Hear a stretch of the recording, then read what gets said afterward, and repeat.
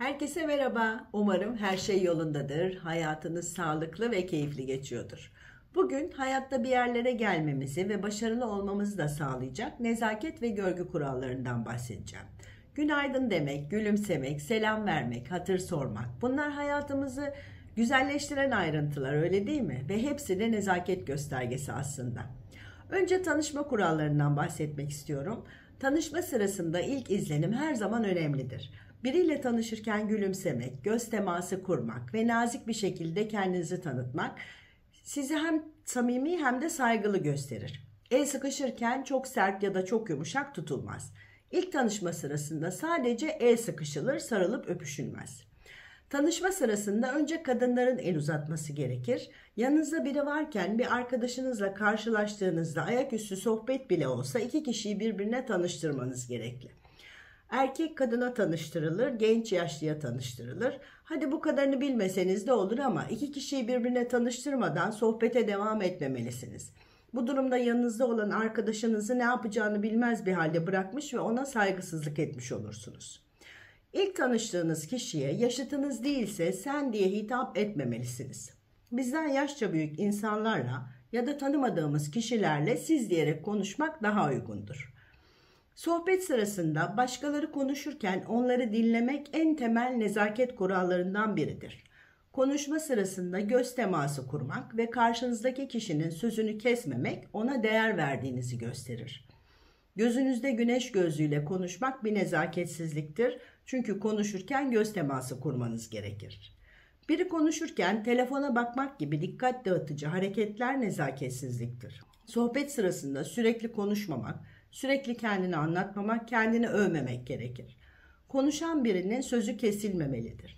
Eğer birinin sözünü kesip bir şey söylemek istiyorsanız önce özür dileyerek söze başlamalısınız. Dinlemeyi bilmek ve başkalarına da söz hakkı tanımak bir nezaket kuralıdır. Kalabalık bir ortamda kulaktan kulağa konuşmamak, aramızda fısıldaşmamak gerekir. Diğer insanlardan bahsederken bu şu diye bahsetmek ayıptır. Kızcağız, adamcağız takıları da küçümseyici bir anlam içerdiği için kullanılmamalıdır. Teşekkür etmek, yapılan bir iyilik karşısında minnettarlığınızı göstermenin en güzel yoludur. Hatalarınız olduğunda özür dilemek hem sorumluluk aldığınızı gösterir hem de karşınızdaki kişiye saygı duyduğunuzu ifade eder. Mesela yolda yürürken çarparak geçip yollarına devam eden çok kişi görüyorum. Böyle bir şey olduğunda küçük bir özür dilerim, dünyayı hepimiz için daha güzel bir yer yapabilir. Bir de cep telefonu meselesi var. Cep telefonunu hayatımızın merkezine koyduk ama bu konudaki nezaket kurallarını çoğu kişi bilmiyor ya da uygulamıyor. Mesela yazın plajda çok rastlıyorum. Bir müzik dinlemek istiyor olabilirsiniz ama bunu sonuna kadar açıp etrafınızdaki insanların da bu müziği dinlemek zorunda bırakmak büyük nezaketsizlik. Bizim özgürlüğümüz bir başkasının özgürlüğünün başladığı yerde biter. Halka açık bir yerde müzik dinleyecekseniz ya kulaklık kullanmalı ya da çok kısık sadece kendinizin duyacağı bir şekilde dinlemelisiniz. Bazen bir bekleme odasında bakıyorum. Evet, beklerken herkes sıkılıyor. O küçük eğlenceli videoları seyretmek istiyorlar. Yine telefonun sesi sonuna kadar açık ve siz izlediğiniz şeye gülüyorsunuz ama etraftakiler gereksiz bir ses kirliliğine maruz kalıyor. Bir başka konu da toplu taşıma araçlarında cep telefonuyla konuşmak. Çok mecbur değilseniz o telefonu açmayın. Ya da açıp şu an toplu taşımadayım, inince ben sana döneceğim diyebilirsiniz. Ama bakıyorum ki bir dolmuşta tüm özel hayatını avaz avaz konuşuyor insanlar ve diğer tüm yolcular da bunu dinlemek zorunda kalıyorlar. Bu büyük bir nezaketsizlik. Geçen gün bir video gördüm. Toplu alanlarda konuşmak için bir aparat yapmışlar. Onu ağzınızın önüne takınca etraftaki kimse sesinizi duymuyor. Sesiniz sadece telefondan konuştuğunuz kişiye gidiyor. Keşke yaygınlaşsa da bu ses kirliliğinden kurtulsak. Herhangi bir mekanda birileriyle otururken telefonunuz çaldıysa nezaket kuralı olarak masadan kalkıp uzaklaşarak konuşmanız gerekir. Bu sizin özel konuşmanızdır ve masadaki diğer herkes bu konuşmayı dinlemek zorunda değildir. Ve diğer kişilerin birbirleriyle sohbeti de sizin yüzünüzden bölünmemelidir. Bir de telefon görüşmelerinde kim aradıysa önce onun kapatmasını beklemeniz gerekir.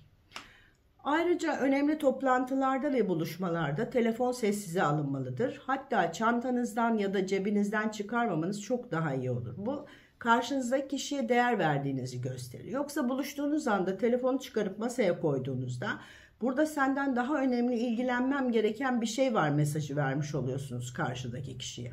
Başka insanların sınırlarına saygı göstermemiz gerekiyor. Ortak alanlarda gürültü yapmamak, bağıra çağıra konuşmamak, sıraya girmemiz gereken yerlerde sıraya girmek, kimsenin sırasını almaya çalışmamak, çöplerimizi yerlere atmamak da olması gereken davranışlardır. Toplu taşıma araçlarında, parkta ya da ofiste başkalarına saygılı davranmak nezaketin en önemli unsurlarındandır. Toplu ulaşım araçlarında yaşlı ve hamilelere yer vermek de bir nezaket kuralıdır. Ayrıca toplu taşımalara binmeyi de bilmiyoruz. Bir nezaket kuralı olarak bineceğimiz kapıya hücum etmeden kenara çekilip sıraya girerek önce inenlere yol vermemiz gerekli, sonra sırayla binmemiz gerekli. Kalabalık bir kaldırımda yürürken her zaman sağ taraftan yürümemiz gerekli. Karşıdan gelenlerle birbirimize girmemek için. Ayrıca bazen görüyorum 5 kişi yan yana yolda yürüyorlar. Arkadan yürüyen kişilerin geçecek yeri kalmıyor. Bu da bir nezaketsizlik. Bisiklet yolundan yürümek de bir nezaketsizlik. Merdivenlerden inip çıkarken de her zaman sağ tarafta olmalıyız. Yürüyen merdivene bindiğinizde eğer aceleniz yoksa sağ tarafa yanaşıp durmalısınız ki acelesi olanlar solunuzdan yürüyerek geçebilsinler. Trafik kurallarına istisnasız uymak da bir nezaket kuralıdır. Trafikte yerli yersiz korna çalmamak, arabanın küllüğünü sokağa boşaltmamak, yerlere çöp atmamak, yayalara her zaman yol vermek. Bir Japon memleketimizi ziyarete gelmiş, ona Türkler hakkında ne düşündüğünü sormuşlar. Demiş ki, çok garip bir milletsiniz. Evinize gelince sofrada baş köşeye oturtuyorsunuz, yediriyorsunuz, içiriyorsunuz. Kendi yataklarınızı verip kendiniz yerde yatıyorsunuz. Sonra sokağa bir çıkıyorum, herkes arabasını üzerime sürüyor ve bağırıyor. Neden böyle yapıyorsunuz anlamıyorum demiş. Gerçekten neden direksiyona geçince aniden sinirli ve saldırgan insanlara dönüşüyoruz? Bir anlaşmazlık olduğunda bağırmadan konuşmak da bir nezaket göstergesidir. Biraz da sofra kurallarından bahsetmek istiyorum. Sofrada kumaş peçete varsa bu sadece yerken kıyafetleriniz kirlenmesin diye bacaklarınızın üzerine sermek içindir. Ağzınızda yemek varken konuşmamalı, yemeği çok büyük bir lokma halinde ağzınıza atmamalısınız. Yemek yerken lokmalar ağız kapatılarak çiğnenmeli. Ekmeği ağzımızla koparmak ya da ekmeği peçete gibi kullanarak ağzı kurulamak büyük nezaketsizliktir. Yemek yerken ağzımızı şapırdatmamaya dikkat etmemiz gerekir. Sessiz ve ağzımız kapalı şekilde çiğnemeliyiz. Ayrıca servis elemanlarıyla kibar konuşmak, emretmemek, saygılı davranmak da nezaket kuralıdır. Bir kişinin servis elemanına davranışından kişiliğini anlayabilirsiniz. Herhangi birinden bir şey isterken cümlenin başına ya da sonuna lütfen eklerseniz daha nazik davranmış olursunuz.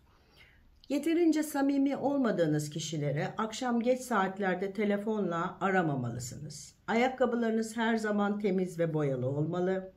Ayakkabı demişken evin kapısının önünde bir ayakkabı yığıntısı olması da çok büyük görgüsüzlüktür. Eviniz temiz kalsın istiyorsunuz. Çok tabii olarak dışarıda ayakkabılarınızı çıkarabilirsiniz ama sonra o ayakkabılar orada durmamalı. İçeride ayakkabıların duracağı bir dolabınız mutlaka olmalı. Görüşmelere vaktinde gitmek ve kimseyi bekletmemek de bir nezaket kuralıdır. Ayrıca insanlarla konuşurken olumsuz eleştirilerde bulunmamalı. Çok şişmanlamışsın, çok zayıflamışsın, çökmüş görünüyorsun gibi ifadeler kullanmamalıyız. Bunun dışında kişilerin yaşları hakkında da alaycı bir tavırda konuşmamak gerekir. Aynı iş yerini, aynı evi ya da aynı ortak mekanı paylaştığınız kişilere karşı temiz ve düzenli olmak da bir görgü kuralıdır. Böyle ortamlarda başkalarının eşyalarını kullanırken izin istemeli ve kullandığınız eşyaları kaybetmemeye ve zarar vermeden sahibine olduğu gibi teslim etmeye özen göstermelisiniz. Bunların dışında sinirli davranmamak, hoşgörülü ve anlayışlı olmak, söz verildiğinde tutmak gibi kurallar da yaşam kalitenizi arttırır ve çevrenize pozitif bir etki yayar.